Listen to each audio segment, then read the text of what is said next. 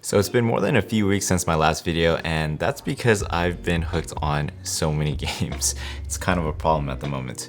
First it was the new Call of Duty, then it was Pokemon Sword and Shield, and now I've been sucked into Star Wars Jedi Fallen Order. Now normally I prefer to play games on mouse and keyboard. It just happens to be what I'm comfortable with, but for Fallen Order and games similar to it like Horizon Zero Dawn, Uncharted, and God of War, I prefer to sit back, relax, and play it on my living room TV with a controller. Living room gaming duties are normally handled by this HTPC that I built nearly 7 years ago. And as you can see from this mess that I have all over the table, I've run into a bit of a problem. I built this computer back in 2012 or 2013, around there, and it made me fall in love with ITX builds, more specifically ones that can handle double wide GPUs. But unfortunately, when I tried to fire this guy up and install Jedi Fallen Order, nothing happened, it didn't power on. Now originally I was going to go in and fix it and just get it up and running, but I figured it might be fun to bring you guys along and show you this somewhat older build, the parts I'm gonna be replacing, what we can upgrade, and see what we can do along the way. Alright, so back when this system was spec'd out, there were not many case options for ITX enthusiasts available, and if you wanted one that supported double wide full length GPUs, well, good luck finding one. That was until this case came out. This is the Cooler Master Elite 130, and even to this day, this thing is still pretty amazing. Not only does it support double wide GPUs, but it also supports thick 120mm radiators in a push and pull configuration like this old school H80, 2.5 inch and 3.5 inch drives, and even a full size ATX power supply. Sure, it's not the sexiest design by today's standard, especially when you compare it to something like the low-key Ghost, but its small footprint and flexible nature more than makes up for it, so for these reasons, I'm going to be keeping this case. Now, when I built this system out, the Z68 chipset and 2500K were king. It was just an unbeatable value, and I really considered it for this build, but at the time I was using a lot of VMs for work and really wanted the hyper-threading feature. So I went with this combo. This is the Asus PBZ77-i Deluxe and the Intel 2700K. What blew me away with this combo, and of course with the 2500K, was the fact that you could run 5 GHz on it all day long. It took everything I threw at it without a problem, and is still completely viable today if this motherboard was not the point of failure. I found that finding a suitable replacement, an identical replacement, would cost nearly $200, and is a huge gamble considering how old this thing is. So replacing it will be the Asus Z370 ITX board with the Intel 8700K and a pair of Corsair DDR4 2400 MHz RAM. Now I could have gone with my ASRock Z390 from my previous video, but I have plans for that thing and I'll be sharing with you guys pretty soon. Cooling the CPU will be this old school Corsair H80. I mean, look at this thing. It has its fan controller built onto the pump. Totally convenient for a fully built out ITX system, I know. I could have gone with a newer model with better software controls, RGB and all that, but honestly the nostalgia kind of got me on this one, so I'm gonna keep it.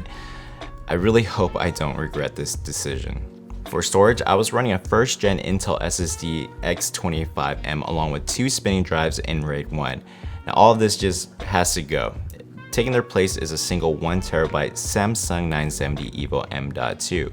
Now this is definitely overkill for what I intend to do with this system, but with constant price drops in NVMe drives, they have never been more affordable to have one in your system.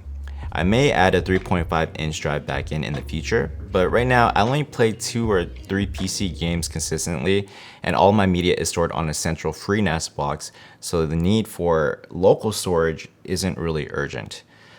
Next up is the GPU.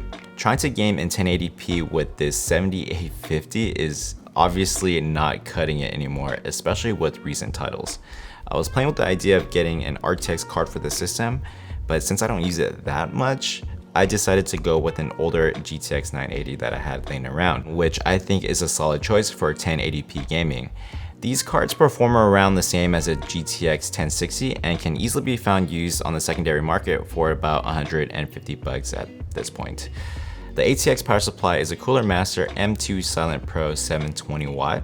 It has been solid so far, so no point in replacing it. Now that you guys have a complete rundown, let's get to work and try to bring this guy back to life. Love being lazy, smelled that daisy, not much faze me, falling so hazy, always in the days, couldn't blame me, everyday wavy, see where it take me, life's so crazy, see it on a daily, tune too tasty, could we have a baby, just maybe, never too hasty, love to the ladies.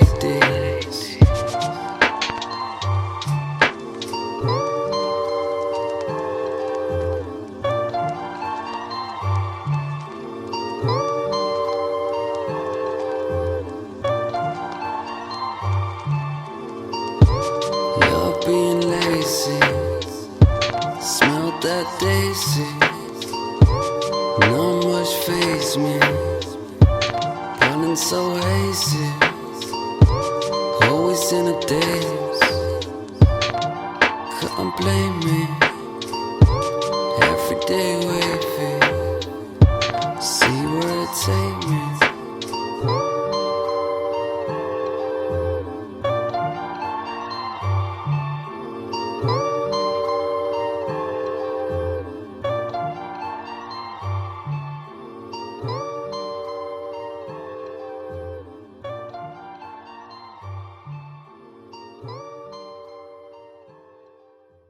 Alright, so now that I've gotten everything back together, the only thing left for me to do to get this set up is install Windows, which I'm probably not going to bore you with, and yeah, just start gaming on it.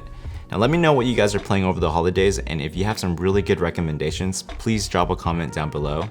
Like, subscribe, it really helps me out, and I'll see you guys next time. Bye.